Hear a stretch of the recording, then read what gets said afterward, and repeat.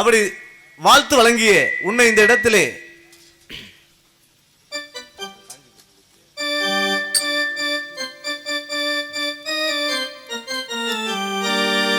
காஞ்சி பட்டுடுத்தி கஸ்தூரி பொட்டு வைத்து தேவதை போல் நீ நடந்து வர வேண்டும்.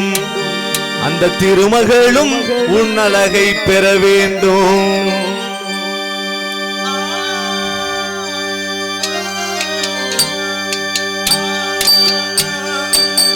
காஞ்சி பட்டுடுத்தி கஸ்தூரி பொட்டு வைத்து தேவதை போல் நீ நடந்து வர வேண்டும். அந்த திருமகளும் உன் அழகை பெற வேண்டும். திருமகளும் உன் அழகை பெற வேண்டும். வாழ்க வளம் பெருக வாழ்வில் என்றும் நலமாக நீ இருக்க ஆசி தந்தேன் அன்பாக. இந்த நானிலத்தோர் புகழ்வார்கள் இனிதாக. நானிலத்தோர் புகழ்வார்கள் இனிதாக.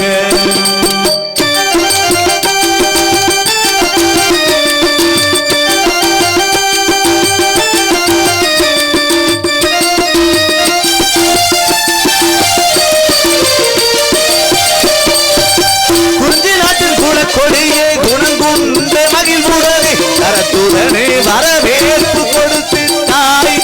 நம்பி தலைவனுக்கு பெருமை தேடி தந்திட்டாய்.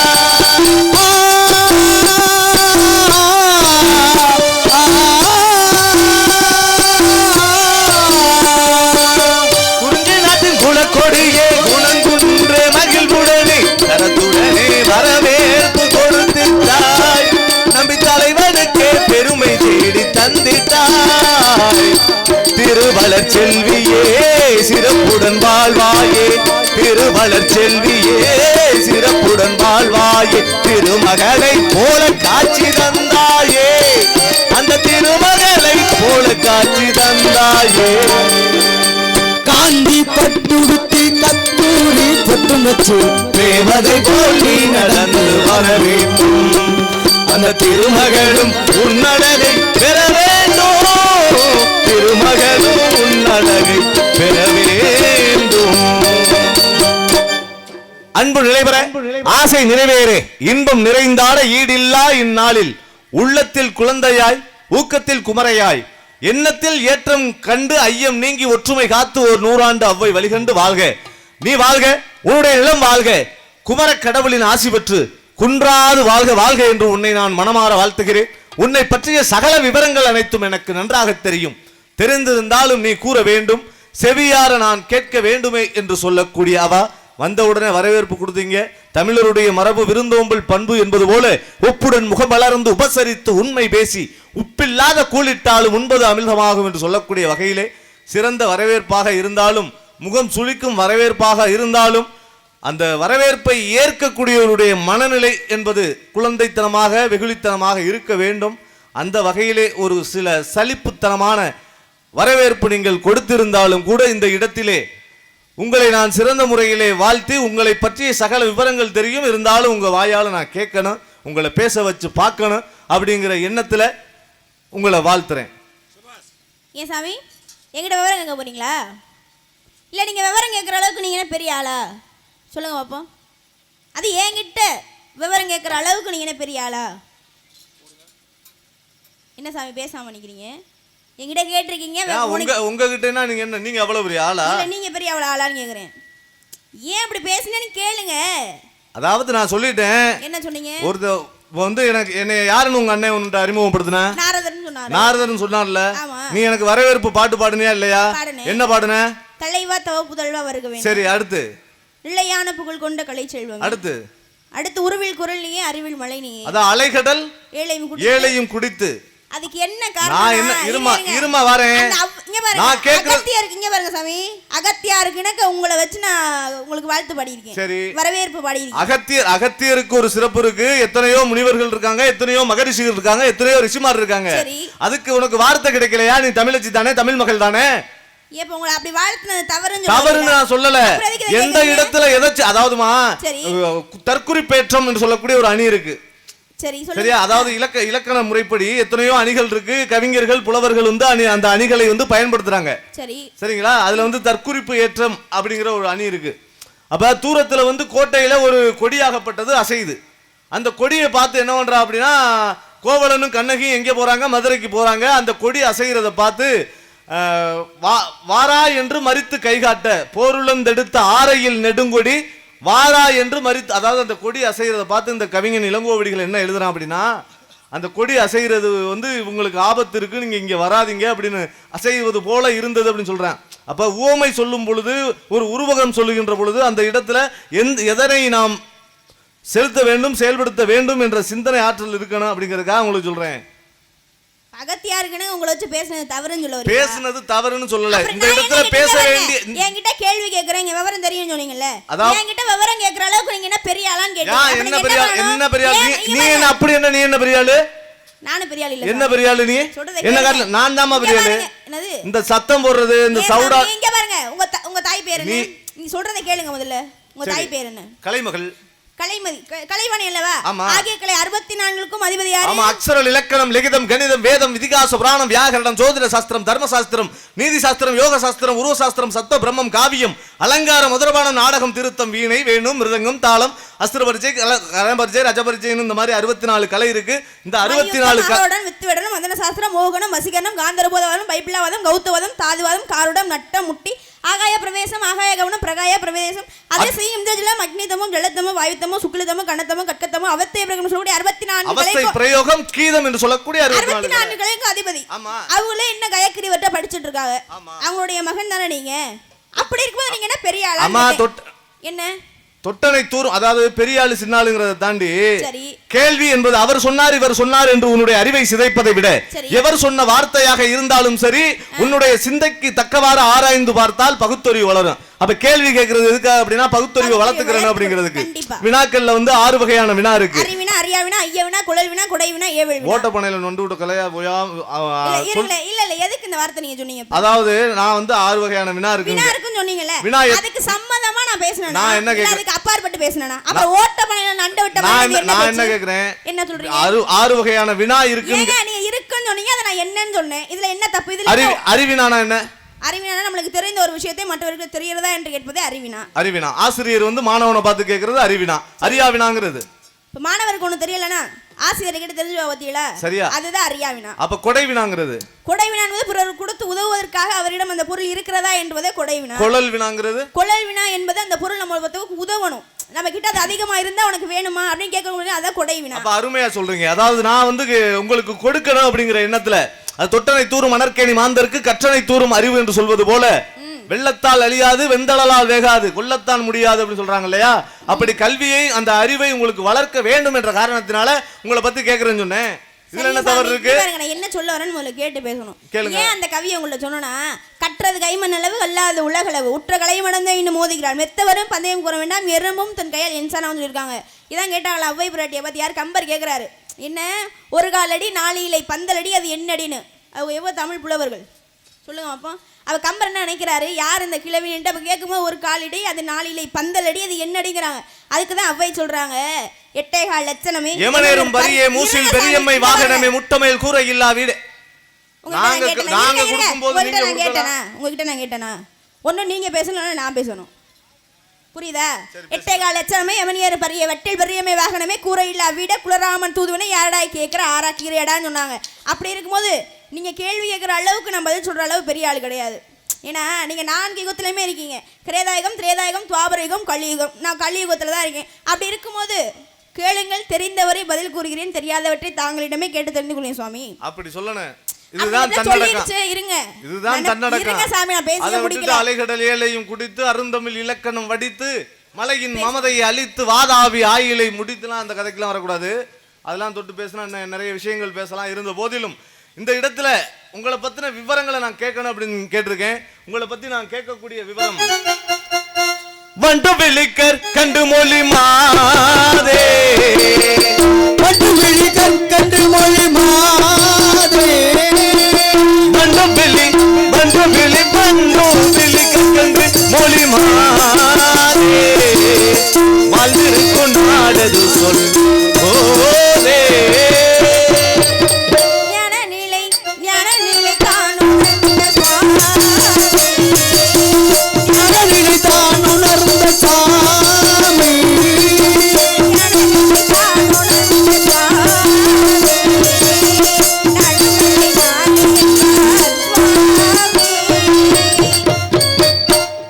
அதாவது எந்த நாடு?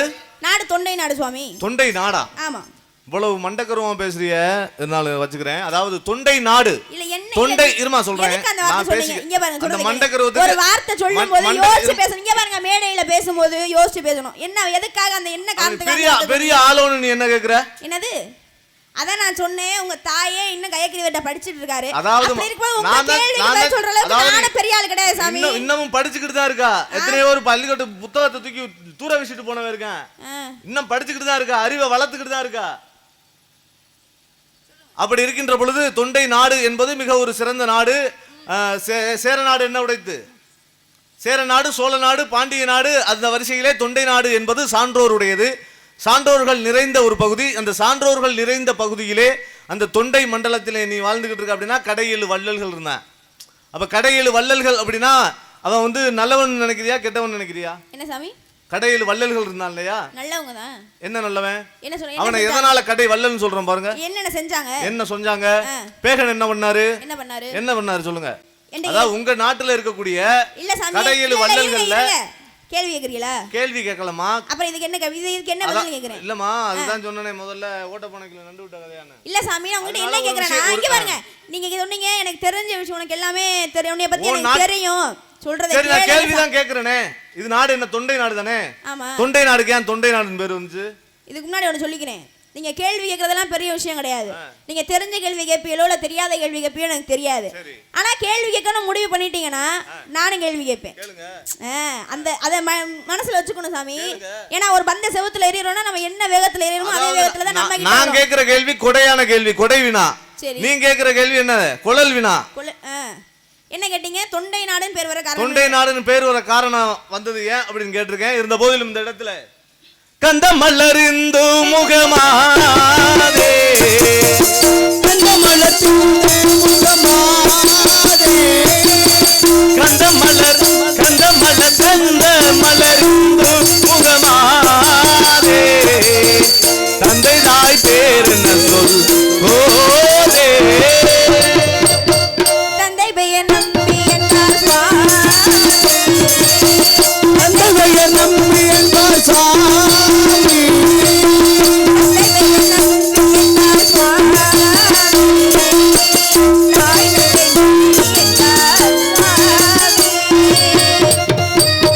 தந்தை பெயர் தாய் பெயர் கையிலே வைத்திருப்பது எதற்காக? பறவைகளை விரட்டலாமா? பறவைகளை எப்படி விரட்டணும்னு கேளுங்க. விரட்டலாமான்னு தான் கேட்டேன். விரட்டணும்ங்கிறது ஒரே பதில். சுருங்க சொல்லி விளங்க வைத்தல், அவ்வளவுதான். நான் பறவை வந்து எடுப்பேன், நான் கொடுப்பேன், இந்த கதையெல்லாம் நான் கேட்கல.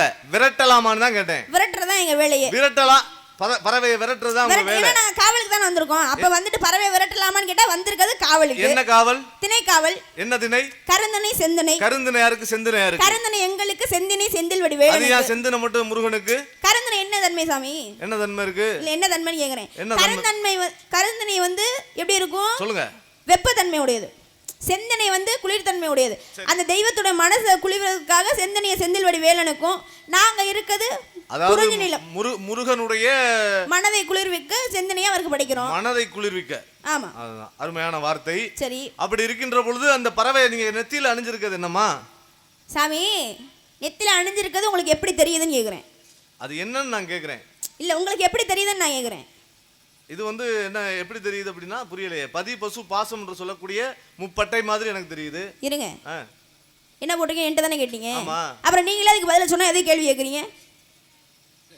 எதுக்குங்க கேட்குறீங்க? உங்களுக்கு பார்த்தா எப்படி தெரியுதுன்னா சொல்லணும். பட்டை போட்டிருக்கமான்னு சொன்னா நான் சரி பட்டை போட்டிருக்கேன்னு தெரியுது. பதி பசு பாசம் தெரியும் பேசுறீங்க. சரி, நீங்க என்ன நெத்தில போட்டிருக்கீங்க? என்ன போட்டிருக்கேன்? என்ன போட்டிருக்கீங்க? எப்படி தெரியுது? நாம போட்டிருக்கீங்க. அத்தன்மால் பிரம்மாங்கிறத போட்டிருக்கீங்க. அது யாருக்குரியது? மகாவிஷ்ணுக்குரியது. நான் போட்டிருக்கப்பட்ட சிவபெருமானுக்குரியது. காணாபத்தியம், கௌவாரம், சாக்தம், சைவம், வைணவம் அப்படிங்கிற 6 வகையான சமயம் இருக்கு இல்லையா? அதுக்கு எத்தனையோ விளக்கம் இருக்கு. தொட்டு பேசினா பேசிக்கிட்டே இருக்கலாம். அப்ப இந்த முப்பட்டை அப்படிங்கிறது சிவபெருமானுக்குரியது. அப்ப சிவபெருமான் அப்படின்னாலே வந்து தென்னாடுடைய சிவனை போற்றி அன்பே சிவம் அப்படின்னு சொல்றோம் இல்லையா? அந்த அன்பின் அதிபதியாக இருக்கக்கூடிய அன்பு கடவுள் என்று போற்றக்கூடிய அந்த சிவபெருமானை நினைச்சு அந்த சைவ மதத்தை பிறந்து அந்த வள்ளலாராகப்பட்டவர் வாடிய பயிரை கண்ட போதெல்லாம் மனம் கலங்கி வாடினேன் அப்படின்னு சொன்னார் இல்லையா? அப்படி அந்த வாடிய பயிரை பார்த்து கூட மனம் கலங்கின அந்த வள்ளலார் பிறந்த அந்த சைவ மதத்துல நீங்க பிறந்துட்டு பறவையை விரட்டக்கூடாதுன்னு நான் சொல்றேன். ஏன் சாமி ஏன் விரட்டணும்? காவலுக்கு இங்க பாருங்க, திண்ணையில வந்து எச்சில் இல்ல, எச்சம் படக்கூடாதுன்னு நாங்க விரட்டிட்டு இருக்கோம். அதுவும் கல்லால விரட்டல சுவாமி, சொல்லால தான் விரட்டிட்டு இருக்கோம். என்ன சொல்லால? ஏங்க கல்லால பட்டா கூட அதுக்கு காயப்படும். சொல்லால என்ன சொல்றோம், ஆலோலம் சோ என்று. ஏன் அந்த திணையை போய் எச்சம் பண்றீங்க? உங்களுக்கு நாங்க திணை தரோம்னு சொல்லி கவன்ல கொஞ்சம் திணை மாவை போட்டு அதை போய் எச்சம் படுத்தாம நான் உங்களுக்கு திணை தரோம் அப்படின்னு சொல்லி ஆலோலம் சோ என்று பறவை விரட்டிட்டு இருக்கோம். அப்படி விரட்டி இருக்கீங்க. ஆமா, அதாவது பறவை அந்த மாதிரி விரட்டுறீங்க. ஆமா சாமி. அதாவது உங்க நாட்டுல வந்து கடையில் வள்ளல்கள் அப்படின்னு பேசணும். சரி, பேகன் இருக்கான், பாரி இருக்கான், ஓரி இருக்கான், காரி இருக்கான், எத்தனை பேர் இருக்கான். இப்போ ஒரு உதாரணத்துக்கு பேகன் அப்படின்னா மயிலுக்கு வந்து போர்வை கொடுத்தவன் யாரு அப்படின்னா அவன் தான் பேகன். சரி சரி, அந்த பேகன்கிறவன் மயிலுக்கு வந்து மயில் வந்து எதுக்காக நடனம் ஆடுது? தொகையை விரிச்சு ஆடுது. காண மயிலாட கண்டிருந்த வான்கோழி தானும் தன் பொல்லா சிறகை விரித்து ஆடும் சொல்லுவாங்க இல்லையா? அது மாதிரி மயிலாகப்பட்டது எதுக்காக ஆடுது? மழை வரப்போகுது, ஒரு குளிர்ந்த காற்று வீசுது, மகிழ்ச்சியில ஆடுது தொகையை விரிச்சு. அப்ப அந்த மகிழ்ச்சியில ஆடுறத பார்த்துட்டு அந்த பேகனாகப்பட்டவன் என்ன பண்றான் அப்படின்னா, மயிலுக்கு மழை பெய்யுது, குளிர் காற்று அடிக்குது, குளிருது போல அப்படின்னு சொல்லி கொடுக்குறான். எதை கொடுக்குறான்? எதை கொடுத்தாங்க? போர்வையை கொடுக்குறான். சரி, அப்ப முட்டா போய் தானே உங்க நாட்டுல பிறந்தவன். எங்க நாட்டுல பிறந்தது என்ன சொல்றீங்க? முட்டாளா அறிவாளியான்னு கேக்குறேன். ஏன் சாமி, திருவள்ளுவர் இருக்காரு தெரியுமா? ஆமா. அவர் எந்த நாட்டுல பிறந்தாரு? எந்த நாட்டுல பிறந்தாரு? எங்க நாடு கேட்டீங்களே, தொண்டை நாடு. அது என்ன தொண்டை நாடுன்னு எப்படி சொல்றீங்க?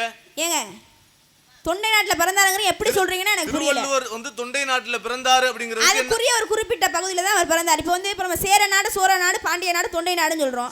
ஒரு குறிப்பிட்ட ஊர் இருக்கு. சான்றோர் என்றாலே அதாவது ஆய்வியல் அடிப்படையில நிரூபிக்கப்பட முடியாத உண்மைகளை வந்து நிதர்சனமா ஆணித்தனமா நம்ம சொல்லக்கூடாது. அதாவது இதுக்கு பேர் கொடை மடம் அப்படின்னு, அதாவது தவறா சொல்லல, இது வந்து கொடை மடம் என்பது பொருள்.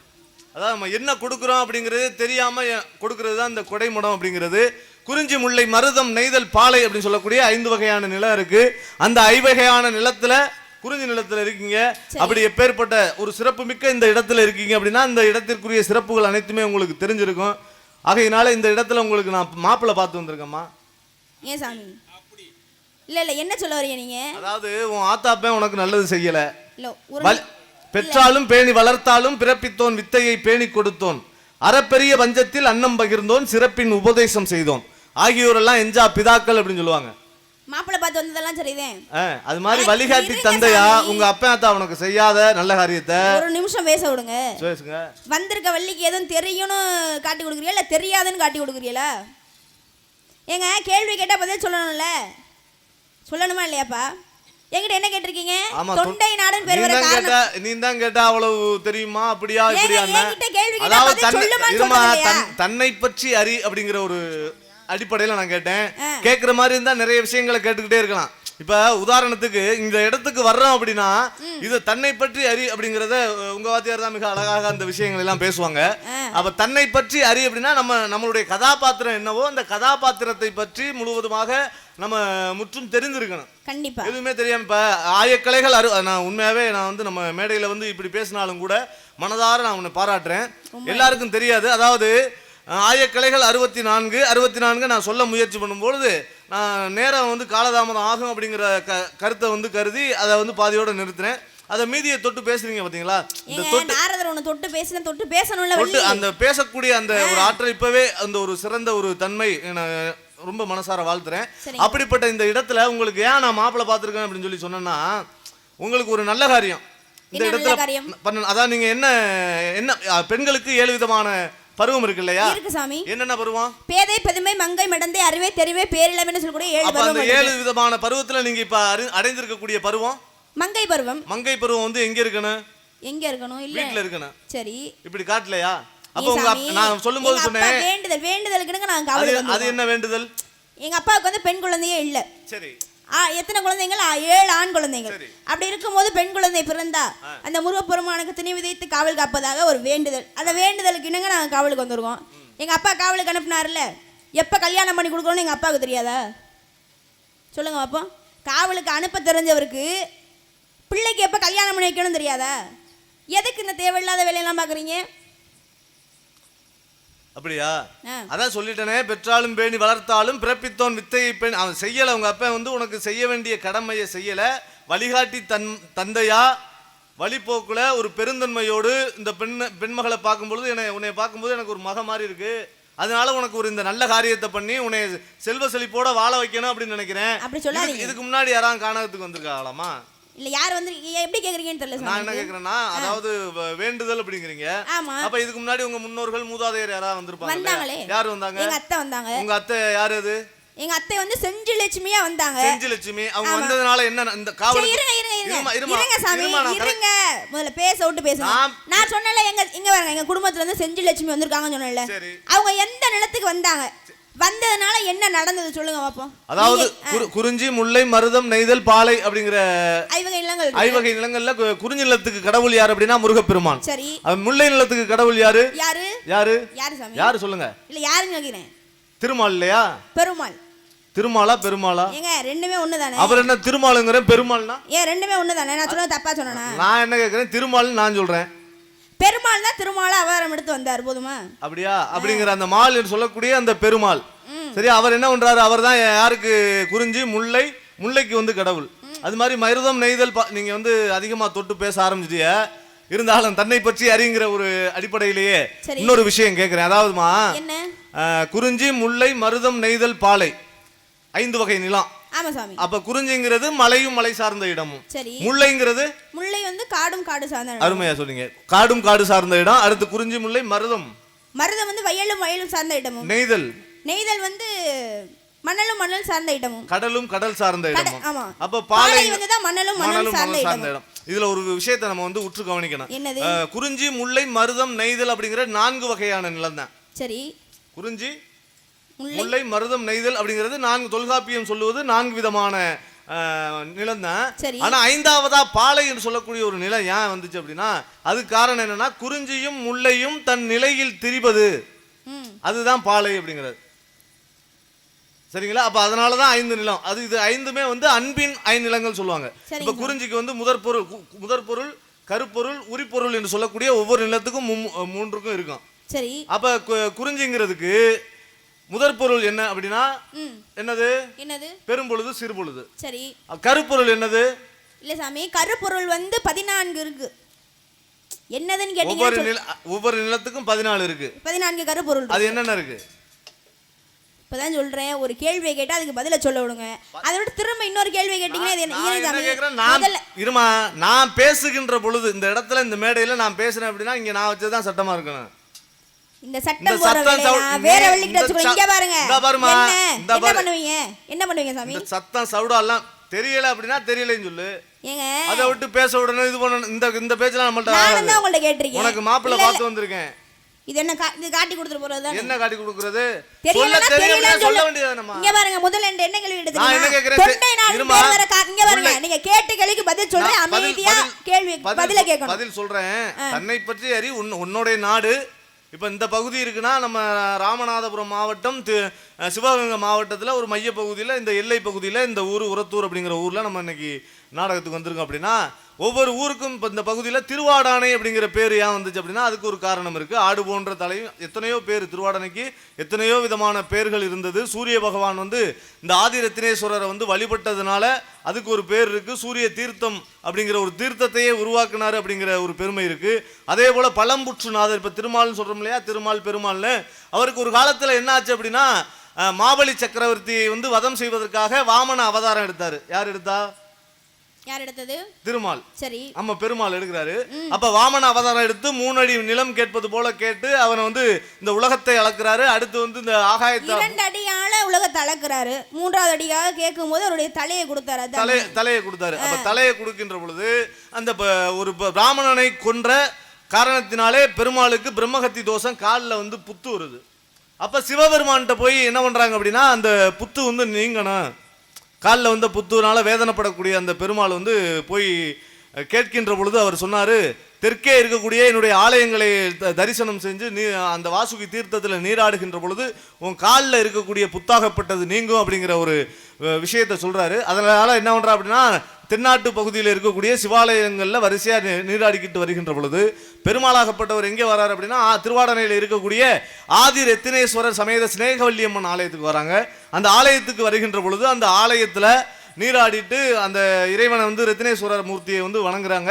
வணங்கிட்டு என்ன பண்றாங்க அப்படின்னா, இங்கே அமர்ந்திருக்கின்ற பொழுது அதற்கு தெற்கே இருக்கக்கூடிய ஒரு சிவாலயத்திற்கு அழைப்பது போல ஒரு அசரீரி ஒலிக்க அங்கிருந்து எங்கே போறாங்க அப்படின்னா அந்த கோயிலுக்கு போறாங்க. இப்போ எல்லாருமே வந்து அந்த திருவொற்றியூர் பாகம்பிரியாள் கோவில் வல்மீகநாத சுவாமி அப்படின்னு சொல்லி சொல்றான். அப்படிப்பட்ட அந்த இடத்துக்கு ஒரு பெருமை இருக்கு. இந்த பெருமாளாகப்பட்டவர் அங்கு போய் வாசுகி தீர்த்தத்திலே நீராடுகின்ற பொழுது அவர் பெருமாளுடைய காலிலே இருந்த புற்றாகப்பட்டது நீங்குச்சு. அதனாலதான் இன்னைக்கு ஒரு விஷகடியோ உடம்புல இருக்கக்கூடிய குறைகள் இதெல்லாம் நிவர்த்தி ஆகணும் அப்படின்னா பாகம்பிரியாள்ங்கிற அந்த ஆலயத்திற்கு சென்று நீராடுவது. அதனால பழம்புற்று நாதர் அப்படிங்கிற ஒரு பேரும் இருக்கு. அந்த மாதிரி ஒவ்வொன்றுக்கும் ஒவ்வொரு பெயர் காரணம் இருக்கு இல்லையா? தொண்டை நாடன் பேர் வர காரணம் இருக்கு. அதை சொல்ல விடுங்க. கரிகால சோழர் அவர் உண்மையான பேர் என்ன? திருமாவளவர். அவருக்கு ஏன் கரிகால சோழர்னு பேர் வந்துச்சுன்னா சாமி என்ன பண்றாங்கன்னா, போருக்கு போறாங்க. போருக்கு போறப்ப கால் கரியிருது. அதனால அவருக்கு கரிகால சோழர்னு பேர் வருது. ஒரு நாள் காட்டுக்கு வேட்டைக்கு போறாரு. ஒரு பெண்ணை பார்க்குறாங்க. அந்த பெண்ணோட பேர் தான் நாகக்கண்ணி. அப்போ 2 பேரும் கூடுறாங்க. அப்போ 2 பேரும் கூட என்ன ஆகும், அந்த அம்மா கர்ப்பமாகறாங்க. தன்னுடைய நாட்டை என்ன பண்ணணும், வேட்டைக்கு போனால் தன் நாட்டை வேட்டையை முடிச்சுட்டு தன் நாட்டுக்கு வரணும்ல. அப்படி வர்றப்ப அந்த பெண் கூப்பிட்டு கேட்குறாங்க, இந்த குழந்தைக்கு அப்பான்னு கேட்டால் நான் யாரை சொல்கிறது? அப்போ தான் அந்த மன்னர் சொல்கிறாரு, பின்னாடி என்ன பண்ணுறீங்க? என்ன கேட்குதுன்னா, கேள்வி கேட்டிங்கன்னா இங்கே என்ன பதிலை கேளுங்க. அப்போ என்ன சொல்கிறாங்கன்னா, இந்த குழந்தைக்கு அப்பா யாருன்னு கேட்குறாரு. அப்போ தான் மன்னர் சொல்கிறாரு, அவன் பிறந்த பிறகு ஒரு பருவம் அடைந்த பிறகு, இப்போ என்ன கேட்டிங்களா, மங்கை பருவம் அடைந்திருக்கு, இதுக்கு என்ன தேவைன்னு. அது மாதிரி ஒரு நாட்டை ஆளக்கூடிய பருவம் வந்த பிறகு ஆத்தொண்டை மலர் கழுத்தில் போட்டு தன் நாட்டுக்கு அனுப்பி வை, எங்கே சோழ நாட்டுக்கு அனுப்பி வைங்கிறாரு. அந்த பையன் பிறக்கிறான். ஆண் குழந்தை பிறக்குது, அவனுக்கு திரையங்கிற பேரை வைக்கிறாங்க. பருவம் அடைந்த பிறகு ஒரு நாட்டை ஆளக்கூடிய தன்மை வந்த பிறகு ஆத்தொண்டை மலர் கழுத்தில் போட்டு நாகக்கண்ணிங்கிற பெண் திரையனை சோழ நாட்டுக்கு அனுப்பி வைக்கிறாங்க. மன்னர் பார்க்குறாரு, வந்திருக்கிறது நம்ம பையன்தான். அவன் ஆத்தொண்டை மலர் கழுத்தில் போட்டதுனால அவனுக்கு ஆத்தொண்டை சக்கரவர்த்தினும் எங்கள் நாட்டுக்கு தொண்டை நாடுன்னு பேர் வர காரணம் சுவாமி. தொண்டை நாட்டில் இது மாதிரி எத்தனையோ விதமான சிறப்பு இருக்கு. தொண்டை நாடு என்பது சான்றோர் உடைத்து. ஆமாம், அதை எத்தனையோ பெண்கள் இப்போ நம்ம ஒரு கடையில் வள்ளல்களை சொன்னேன். அதே மாதிரி திண்ணன் என்று சொல்லக்கூடிய கண்ணப்பன் அப்படிங்கிறவன் பிறந்தது எங்கே? இந்த தொண்டை நாட்டில் தான். அந்த மலை நாட்டில் யார் பிறக்கிறான் அப்படின்னா அந்த திண்ணன் அப்படிங்கிற அந்த கதை தெரியுமில்ல உங்களுக்கு? அப்படிப்பட்ட, அதாவது சிவபெருமானுக்கு கண்ணை கொடுத்தவன் சிவபெருமானுக்கு வந்து கண்ணப்பை மட்டும்தான் அப்படின்னா கிடையாது. பெருமாளாகிய என் பாட்டன் பரந்தாமனும் கண்ணை கொடுத்துருக்காரு. எதற்காக அப்படின்னா, சலந்தரன் என்று சொல்லக்கூடிய அசுரனை அழித்த ஆயுதம் அந்த சுதர்சன சக்கரம் சிவபெருமான்கிட்ட இருக்கு. அந்த சிவபெருமான்கிட்ட இருந்து அதை வாங்கணும் அப்படிங்கிற காரணத்துக்காக பாட்டன் பரந்தாமன் என்ன பண்றாங்க அப்படின்னா, 1000 மலர்களை கொண்டு அர்ச்சனை செஞ்சு அந்த யாகம் வளர்த்து அந்த மலர்களை பூஜித்து அந்த சக்கரத்தை வந்து அந்த சலந்தரனை அழித்த ஆயுத சுதர்சன சக்கரத்தை வாங்க வேண்டும் என்று நினைக்கின்ற பொழுது ஒரு மலரை சிவன் மறைச்சிறார். அப்போ மறைக்கும் பொழுது இந்த யாகம் பூர்த்தி அடையாமல் போய்விடும் என்ற காரணத்தினாலே தன்னுடைய கண்மலரை எடுத்து அந்த யாகத்தை பூர்த்தி பண்ணி என்ன பண்ணாரு, அந்த யாகத்தை நிறைவு செய்து அந்த சக்கரத்தை வந்து சிவபெருமான்கிட்ட இருந்து கொடுத்தாங்க.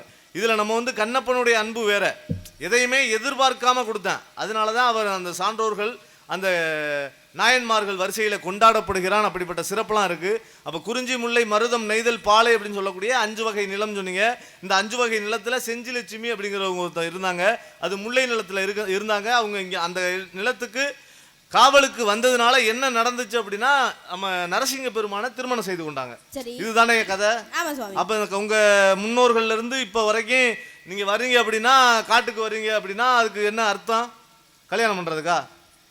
அப்படிதானே சொல்றீங்க நீங்க? இல்ல நான் கேக்குறேம்மா. கிடையாது சுவாமி. என்னம்மா கேட்ட உடனே முந்திக்கிட்டு? சரி, அப்படி கிடையாது. அப்ப செஞ்சிலட்சுமி வந்தாங்க, அதனால என்ன நடந்தாங்க? கல்யாணம் பண்ணாங்கன்னா நான் காவலுக்கு வந்திருக்கேன். சரி, நானும் கல்யாணம் பண்ணுவேன்னு சொல்றீங்க. குறிஞ்சி நிலத்துல ஆரணங் உயர்ந்தோர் அல்லோர், சரியா? அந்த அடிப்படையில புல், அதாவது ஒவ்வொரு குறிஞ்சி நிலத்துக்கு என்ன சிறப்புன்னு இருக்கு. அந்த கருப்பொருள் கரு ஈர் 14 வகை சேர்ந்தது. அப்ப அந்த 14 வகையில பிரிதல் நிமித்தலும் கூடல் நிமித்தம். குறிஞ்சி நிலத்தை பொறுத்த வரைக்குமே தொல்காப்பியம் சுட்டி காட்டுகின்ற பொழுது ஒரு தலைவன் காட்டுப்பகுதியில் வருவார். அந்த தலைவனை பார்த்து இந்த தலைவி என்ன பண்ணுவாங்க அப்படின்னா மெய் மறந்து காதல் கொள்ளுவாங்க. இதுதான் குறிஞ்சி நிலத்துடைய உரிப்பொருள், தெரியுமா? அது சரி. அதுக்காக என்ன சொல்ல வரீங்க? அப்ப குறிஞ்சி நிலத்துல இருக்கியே முல்லை நிலத்துல இருக்கியே அப்படின்னா இந்த இடத்துல செஞ்சிலட்சுமி வந்தாங்க. அப்ப இதுக்கு திருமணம் பண்ணிக்கிறதுக்கு தான் இந்த காட்டுக்கு வந்தீங்களா, காவலுக்கு வந்தீங்களான்னு நான் கேட்கிறேன். எங்க அத்தை காவலுக்கு வந்தாங்க. அவ நரசிம்ம பெருமாளை கல்யாணம் பண்ணி போனாங்க. அதனால நான் வந்திருக்கேன். நானும் கல்யாணம் பண்ணதான் காவலுக்கு வந்திருக்கேங்கிறீங்களா? அப்படி கேக்குறேம்மா. அதுக்கு தான் நான் மாப்பிள்ளை வந்து வந்திருக்கேன்னு சொல்றேன். மாப்பிள்ளை பார்த்து ஆமா. எனக்கு மாப்பிள்ளை பார்க்க நீங்க யார் சாமி? நீங்க யாரா? அதான் வழிகாட்டி தந்தேன்னு சொல்லிட்டேன்ல. எனக்கு மட்டும் நீங்க அப்பாவா இருந்தீங்கன்னா என்ன பண்ணுவேன் தெரியுமா? எனக்கு மட்டும் நீங்க ஒரு அப்பாவா இருந்தீங்கன்னா சரி என்ன பண்ணுவேன் தெரியுமா? அசந்து தூங்குவீங்கல்ல. அசந்தா குளவிகள் தெரியுமா? மண்டைக்கு மேல இருக்க குண்டா இருக்காது. நீங்க கேட்டீங்க குறிநிலத்தினோட கருப்பொருள். இதை சொல்லிட்டு நீங்க யாரை மாப்பிள்ளை பார்த்து வந்திருக்கீங்கன்னு கேட்குறேன். நாடு தொண்டை நாடு தலைநகரம் மேற்பாடி ஊர் சிற்றூர் தெய்வ முருகன் உயர்ந்தோர் பொற்பன் சிலம்பன் வேற்பன் கொடுச்சி குரத்தி பறவை கிளி மயில் புலி கரடி யானை சிங்கம் மரம் மகிழ் அசகு நாணல் மூங்கில் பறை தொண்டக பறை யாழ் குறிஞ்சிப்பன் நீர் அறிவிநீர் சுண்ணீர் தொழில் தேனெடுத்த திணையாத்தில் கிழங்குகள் உணவு மலைநெல் மூங்கில் அரிசி பூ குறிஞ்சிப்பூ இவைதான் குறிநிலத்தின் கருப்பொருட்கள். சரிங்க சாமி, எனக்கு மாப்பிள்ளை பார்த்து வந்திருக்கீங்களே. ஆமா, யாரை சொன்னா விரன்சே பொறுப்பன் வெப்பன் சிலம்பன் குரத்தி கொடிச்சு குறவர் குரத்தியர் கிளிமையில் குடாவடி கரையடி சீயன் சிறுகுடி அருவி நறுஞ்சுனை வேங்கை குறிஞ்சி காந்தல் வாரம் தேக்ககில் அசோக நாகம் அப்படின்னு சொல்லியிருக்கேன். கருப்பொருள் அப்படிப்பட்ட அருமையான இந்த இடத்துல வசிக்கக்கூடிய உங்களுக்கு நான் பார்த்து வந்திருக்க மாப்பிள்ளை ஒரு சிறப்பான மாப்பிள்ளை பேரை சொல்றேன். முருகனுக்கு நிதானம்மா பொண்டாட்டி அற்புதமா கூறிவிட்டேன் முன்கூட்டி. முருகனுக்கு நிதானம்மா பொண்டாட்டி அற்புதமா கூறிவிட்டேன். எப்போதுமே பாடுறே டிசி மாட்டி எதிர்பார்த்து கூறிவிட்டேன் வழிகாட்டி. நீ பொண்ண பத்தி என்னல உங்க அப்பே கவலைப்படல. நீ உன்ன பத்தி என்னல உங்க அப்பே கவலைப்படல. நீங்க ரெண்டு பேருமே பிரியல எங்கேயும் போய் கொஞ்சல. கேளு கேளு கேளம்மா சாமி சொன்னா கேளம்மா. கேளு கேளு கேளம்மா சாமி சொன்னா கேளம்மா. முருகனுக்கு நிதானமா பொண்டாட்டி அற்புதமா கூறிவிட்டேன்.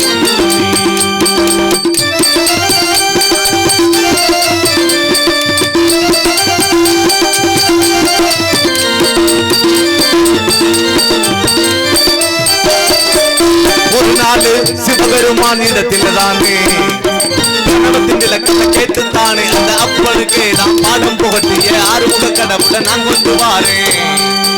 அவன் உன்ன நோக்க நீ அதை மட்டும் பார்க்க முகத்தை தான் நீங்க கண்ணுங்கனும் ஒன்னா சேர்ந்து காதல் மழை பொழிய வேணும். கேளு கேளு கேளம்மா சாமி சொன்னா கேளம்மா. கேளு கேளு கேளம்மா சாமி சொன்னா கேளம்மா. முருகனுக்கு நிதானம்மா பொண்டாட்டி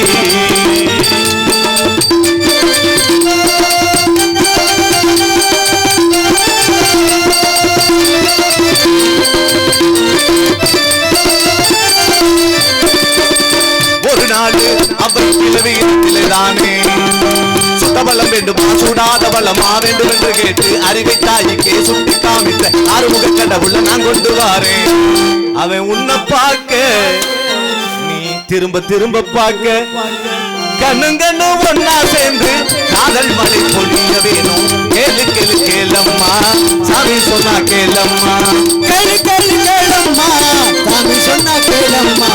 முருகனுக்கு நிதானம்மா பொண்டாட்டி அற்புதமா கூறிவிட்டேன் முன்கூட்டி முன்கூட்டி முன்கூட்டி. பார்த்து வந்த மாப்பிள்ளை முருகன் சம்மதம் கொடுத்தாயனா சௌரியமா வாழ வைப்பேன். இல்ல சாமி, எனக்கு மாப்பிள்ளை பிடிக்கல. ஆமா சாமி. எப்பேர்ப்பட்ட மாப்பிள்ளை தெரியுமா? ஏறுமையில் ஏறுவிலை யாடு முகம் ஒன்று ஈஸ்வரன் ஞானமொழி பேசு முகம் ஒன்று கூறுமண்டி யார்கள் வினை தீர்க்க முகம் ஒன்று குன்றுருவ வேல் வாங்கி நின்ற முகம் ஒன்று. இத்தனை முகங்கள் இருந்தாலும் அவர் எனக்கு பிடிக்கல. ஏங்க, அவர் எங்க குல தெய்வம். சரி, நான் மானிட பிறவி, அவரு தெய்வ பிறவி. அப்படி இருக்கும்போது எப்படிங்க திருமணம் பண்ணிக்க முடியும்? சரி, இதெல்லாம் கூட விடுங்க. அவருக்கு இதுக்கு முன்னாடி கல்யாணம் ஆயிருக்கு தெரியுமா? திருமணமான என்னவா என்னமா காரணம்? ஏன் சாமி, ஒரு கண்ணி கல்யாத பெண்ணிட்ட வந்துட்டு போய் ரெண்டாம் தரமா கல்யாணம் பண்ணிக்கினா எந்த பெண் ஒத்துப்பா? ரெண்டாம் தரமா யாருமே வாக்கப்படலையா? யாரு வாக்கப்பட்டா? ஏன் படல? இல்ல வாக்கப்பட்டா. அதாவது ரெண்டுக்கு எத்தனையோ பெருமை இருக்குமா? என்ன மாப்பிள்ளை பேரை சொல்லிருக்கேன், பிடிக்குதா பிடிக்கலையான்னு சம்மதத்தை கொடு. ஏங்க, எனக்கு மாப்பிள்ளைய பிடிக்கல. ஏன் பிடிக்கலன்னு கேக்குறேன், உண்மையா நல்ல காரணத்தை சொல்லுமா? ஏங்க, அவரு தெய்வ பிறவி, நான் மானிட பிறவி. அப்படி இருக்கும்போது நீங்க சொன்னீங்க அவர் எவ்வளவு பெருமைக்கெல்லாம் முறையவர் சொன்னீங்க. ஔவையாருக்கு நான் என்ன கேக்குறேன், உங்க பாட்டு என்ன ஔவையாருக்கு? ஔவையாருக்கு சுட்டபலம் வேண்டுமா சுடாத பலம் வேண்டுமா என்று அறிவிக்கனை சுட்டி காட்டியவர்.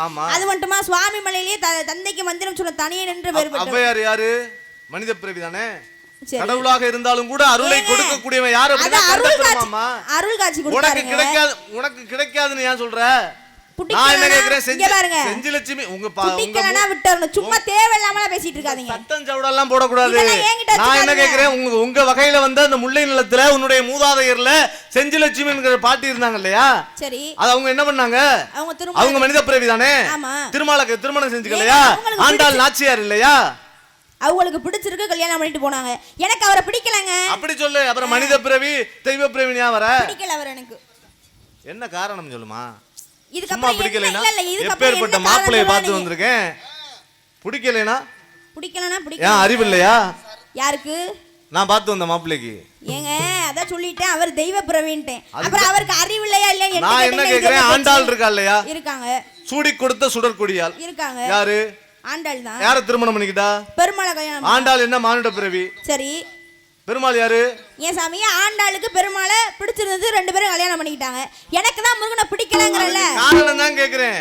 இதுக்கு அப்புறம் என்ன காரணம் சொல்லணும் நீங்க எதிர்பார்க்கறீங்க நீ என்ன காரணம் சொல்ற ஏதாவது ஒரு காரணத்தை சொல்லு என் மாப்பிள்ளை முருகனை பிடிக்கலன்னு ஏங்க இதுக்கு அதான் அறிவு இல்லையா அன்பு இல்லையா ஏங்க தெய்வத்துக்கு அறிவு இல்லன்னு யாராவது கேட்பாங்களா அப்புறம் நீ பிடிக்கலன்னு ஏமா சொல்ற பிடிக்கலன்னு விடுங்க நல்ல மாப்பிள்ளை சாமி சொல்றத கேட்டாயினா உனக்கு நல்ல வாழ்க்கை பதில சொல்லு பாப்போம் போங்க போங்க போங்க முருகன் வேண்டாம் போங்க போங்க போங்க போங்க முருகன் வேண்டாம் போங்க காட்டுக்குள்ள திணை இருக்கு காவல் பார்க்க நான் இருக்கேன் கலகம் செய்ய இங்க வந்து பார்க்கலாமா என்ன கல்யாணம் பண்ணுங்கன்னு சொல்லலாமா போங்க போங்க போங்க முருகன் வேண்டாம் போங்க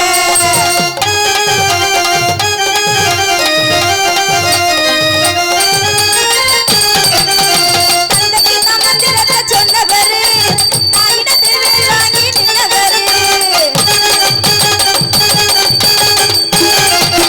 தந்தைக்கு மந்திரத்தை சொன்னவரு தாயிடத்தில் வேல் வாங்கி நின்னவரு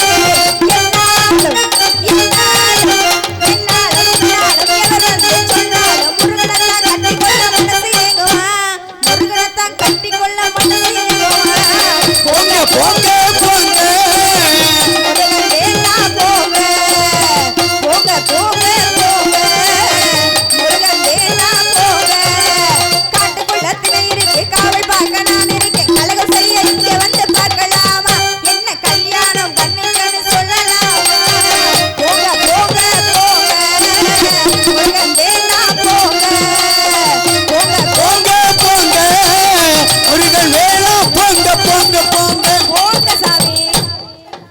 ஆறுபடை என்று சொல்லக்கூடிய அற்புதமான அந்த முருகப்பெருமான நான் மாப்பிள்ளையா பார்த்து வந்துருங்க அப்படிப்பட்ட மாப்பிள்ளைய உடனே ஏத்துக்கிட்டு திருமணம் பண்ணிக்கிட்டா உனக்கு வந்து நல்ல ஒரு வாழ்க்கை கிடைக்கும் அப்படிங்கறத சொல்றேன் இது புரியாம நீ போங்க போங்கன்னு என்னமா வாமா வாமா வாமா வம்பு வாதோ ஏமா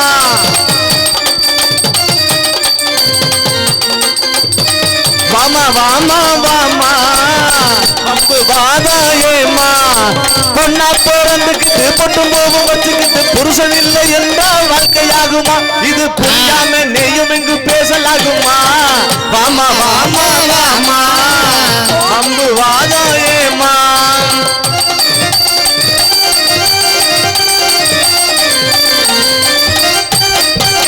கந்தனுக்கு தலை வச்சு காவல் வச்சு தினை காவல் என்ற பெயரில் அவனை காதலிச்சு கந்தனுக்கு தலை வச்சு காவல் வச்சு தினை காவல் என்ற பெயரில் அவனை காதலிச்சு திண்டாடும் உந்தன் புத்தி திண்டாடும் உந்தன் புத்தி தெரியாதா உன்னை பத்தி தெளிவாக உந்தன் முகம் எனக்கு காட்டுது அந்த முருகனையே எண்ணி எண்ணி உள்ள ஏங்குது வாமா வாமா வாமா வம்பு வாதோ ஏமா வாமா வாமா வாமா வம்பு வாதோ ஏமா சொல்லும் என் வார்த்தை கேளம்மா தள்ளாதே சும்மா சொல்லும் என் வார்த்தை கேளம்மா சொல்லும் என் வார்த்தை கேளம்மா இல்லாத சும்மா சொல்லும் என் வார்த்தை கேளம்மா அல்லும் பகலும் இந்த அவஸ்தையை நீ விடுத்து அல்லும் பகலும் இந்த அவஸ்தையை நீ விடுத்து அல்லும் பகலும் இந்த அவஸ்தையை நீ விடுத்து அவனையோர் போல இருப்பாய் செவி கொடுத்து சொல்லும் என் வார்த்தை கேளம்மா பொய்யானதவ வேடம் புனைந்து வந்தவரே பொய்யானதவ வேடம் புனைந்து வந்தவரே கோல் சத்தை புகழ நாரதரை கைவரிசை செல்லாது போ